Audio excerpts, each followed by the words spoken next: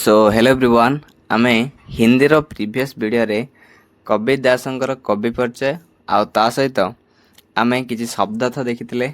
तेबे आज रो वीडियो रे आज आमे दोहा माने तीनोटी एथिरे दोहा अछि से तीनोटी दोहा को भल भाबरे बुझिबा। ठीक तो प्रथम दोहा होछि सांच बराबर तप नहीं झूठ बराबर पाप जाके हृदय सांच है ताके हृदय आप। सांच माने कोन ना सत्य।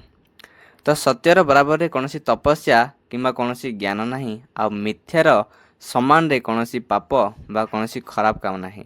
जाके हृदय सांच है माने जहा हृदय रे हृदय माने कौन हृदय रे जहा हृदय रे सत्य अच्छी बा सत्यर निवास ताके हृदय आप माने एठारे कौन भगवान बा तांको हृदय रे भगवान थांती।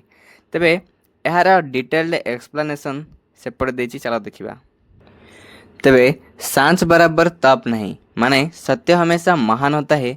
संसार में सत्य के समान तपस्या या ज्ञान नहीं। ओके तो सत्य सब महान होता है आउ सत्यर समान रे कौन तपस्या किंबा कौन ज्ञान नहीं। तो यार कौन सांच बराबर तप नहीं झूठ बराबर पाप। तो झूठ बराबर पाप माने उसी प्रकार झूठ या मिथ्या का बराबर पाप या बुरा काम नहीं होता। ओके तो मिछर समान रे कौन खराब काम आउ पाप हो न थाए। बुरा काम करना पाप है, खराब काम पाप अटे।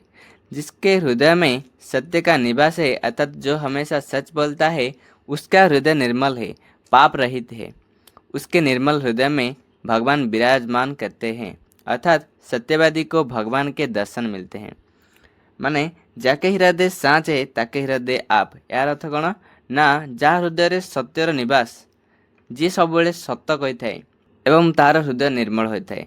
जेहेतु सी सत्यवादी आउ पाप रहित होता है तेणु ता हृदय निर्मल होता है एवं से निर्मल हृदय रे भगवान विराजमान करथांती। अर्थात सत्यवादी को भगवान के दर्शन मिलते हैं अर्थात जी सत्य कही थाए और जी सत्यवादी होता है ताकू कौन ना भगवान दर्शन मिलता है। वे महान होते हैं से माने महान होता वे तत्वदर्शी होते हैं। तत्वदर्शी मतलब माने जे सत्यर ज्ञान रखी थाए माने भगवान दर्शन पाई थाए। ओके तो सी तत्वदर्शी होता है जे कि सत्यर ज्ञान रखी थाए। समाज सत्यवादी का आदर करता है पापी का अनादर करता है। तो इसी से कौन ना समाज सत्यवादी मानकर आदर करता है आ पापी मानकर अनादर। तो प्रथम दोहाटी कौन सांच बराबर तप नहीं झूठ बराबर पाप जाके हृदय सांच है ताके हृदय आप। तो सत्यर बराबर कौन तपस्या किंबा कौन ज्ञान नहीं आ मिथ्या बराबर कौन पाप किंबा कौन खराब काम नहीं। आ जा हृदय रे सत्य अच्छी सत्य जे सब सत्यवादी होता है तांको हृदय निर्मल होता है तेणु तांको हृदय रे भगवान विराजमान करते माने ताके हृदय आप माने कौन भगवान। जदि तुम माने यही शब्दार्थ गुड़िक बुझीपार तेरे प्रथम वीडियोटी निश्चित भाव देख कहीं से मु शब्दार्थ गुड़िक एक्सप्लेन करछि। बहुत बढ़िया नोट भी बनई जार तुम्हें फायदा उठे पार। ओके तेबे नेक्स्ट आम सेकेंड दोहा पढ़ा कि जो तो को कांटा बुबे ताहे बये तो फूल। जी तुम रास्ता रे कंटा बुणी थाए बुबे माने कौन बुणीबा। जी तुम रास्ता रे कंटा बुणी थाए कंटा बुणीमार अर्थात एठारे तुमर अनिष्ट चाही थाए ताही बये तो फूल ता रास्ता रे तुम्हें फूल बिछे दियो। फूल बिछे देवार अर्थ एठारे कि तुम्हें तार अमंगल चाह नहीं भल ही चाह मंगल चाह। तो को फूल है बाक है त्रिशूल। कहीं आम भल चाहबा कि जेहेतु तुम्हें भल कार्य कल तार कर्मफल भल आसब आउ सुखमय हेब। बाक है त्रिशूल त्रिशूल माने कौन कष्ट। जेहेतु सी तुमर अनिष्ट चाहिला सेथिपई ताकू कौन तार भविष्यत कष्टमय हो। त्रिशूल माने कौन कष्ट।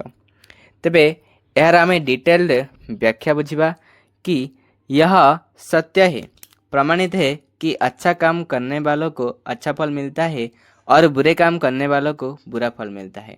यह सत्य अटे प्रमाणित अटे कि जी भल कार्य करथाए तार परिणाम सुखमय होता है एवं ताकू भल फल मिलता है। ठीक सेमिति जी अन्यर अनिष्ट चाहिए पाप कार्य करथाए तार फल बा तार परिणाम कष्टप्रद होता है माने त्रिशूल माने कौन कष्टप्रद। ठीक अर्थात सभी को कर्म के अनुसार फल भुगतना पड़ता है अर्थात समस्त को निजर कर्म अनुसार फल भोगवा पड़ता है। जैसी करनी वैसी भरनी जेमिति आमे कार्य करिबा सेमिति ही भरपाई करिबा। कबीर के कहने का अर्थ है कि जो तेरे रास्ते में कांटा बोता है अर्थात जो तेरी बुराई करता है तुम उसके रास्ते पर फूल बिछा दो अर्थात तुम उसकी भलाई करो। कबीरदासଙ୍କ କହିବା ଅନୁସାରେ कि जो तोको कांटा बोबे ताही बोए तू फूल माने जी तुमर अनिष्ट चाहूँगी जी तुम रास्तार कंटा बिछाऊँगी कंटा बिछाइबा माने कौन माने तुमर सी अनिष्ट चाहूँगी तेरे ता रास्तार तुम कौन फूल बिछे दियो अर्थात तुम्हें तार मंगल चाह। इसका नतीजा यही होगा कि तुम्हारी अच्छाई से उन्हें अच्छा फल मिलेगा उसकी बुराई के लिए उसे बुरा फल मिलेगा। यार नतीजा कौन हम ना तुम्हें जेहेतु भल कार्य कल से तुमर भविष्य सुखमय होब यार परिणाम भल फल प्रदान कर ठीक जेहेतु जेहेतु से अन्यर अनिष्ट चाहिला बा तुमर अनिष्ट चाहिला से तार कर्म अनुसार कष्ट भोगिब। मतलब हुआ कि अच्छा काम करो और अच्छा फल पाओ। मतलब यह है कि भल कार्य कर आउ भल फल पाओ। जदि अन्यर आम अनिष्ट चाहिए तेरे आमर भविष्य कष्टमय हम। एठारे ध्यान देवा कथा कि बुबे माने बुणीबा त्रिशूल माने कौन कष्ट कांटा बुबे कंटा बुणीबा माने आमे अन्यर अनिष्ट चाहिए एवं बोए तू फूल माने फूल बुणीबा माने आमे से व्यक्तिर जो व्यक्ति आमर अनिष्ट चाहूँगी तार आमे कौन करवा मंगल चाहिए। ओके धीरे धीरे रे मना धीरे धीरे सब कुछ होए माली सिंचे 100 घड़ा ऋतु आए फल हुए ठीक। तो धीरे धीरे रे मन हे मन मना माने कौन मन धीरे धीरे सब कुछ हुए धीरे धीरे ए मन सब किसी धीरे धीरे होता है माली सिंचे 100 घड़ा माने एठारे कविदास उदाहरण देते कि इसके लिए उदाहरण देकर कबीर कहते हैं कि माली के 100 घड़े घड़े माने कौन माठिया पानी सिंचने पर भी किसी पेड़ में समय से पहले जल्दी से फल नहीं लग जाते इसलिए ऋतु की प्रतीक्षा करनी पड़ती है वक्त आने पर पेड़ में फल लगते हैं। तो एथिपाई कबीरदास उदाहरण देते कि जड़े माली माली माने कौन माली 100 माने कौन 100 घड़े माने कौन माने माठिया बा कलसी 100 माठिया जदि पानी गोटे गछरे गोटे दिन में दे दिए तेबे भी समय पूर्वर ऋतु न आसवा पर्यंत फल से गछरे लगी न थाए। तेबे सेथिपाई जेकोसी जिनस आम स्टार्ट कर धीरे धीरे धीरे धीरे आम धैर्यर सहित जदि आम निजर लक्ष्य आड़ को जीवा तेबे धीरे धीरे निश्चित भाव समय आसिले आम तार रिजल्ट देखिपर। जदि आम तीनोटी जाक दोहार रापिड रिविजन करवा तेबे सांच बराबर तप नहीं झूठ बराबर पाप यार अर्थ कौन ना सतर समान कौन तपस्या बा ज्ञान नहीं आउ मिथ्या बराबर रे कौन पाप बा खराब काम नहीं। ओके जाके हृदय सांच है ताके हृदय आप माने जहाँ हृदय सत्य निवास करता जी सब सत्य कही सत्यवादी होता है हृदय आप माने हृदय भगवान स्वयं विराजमान करते।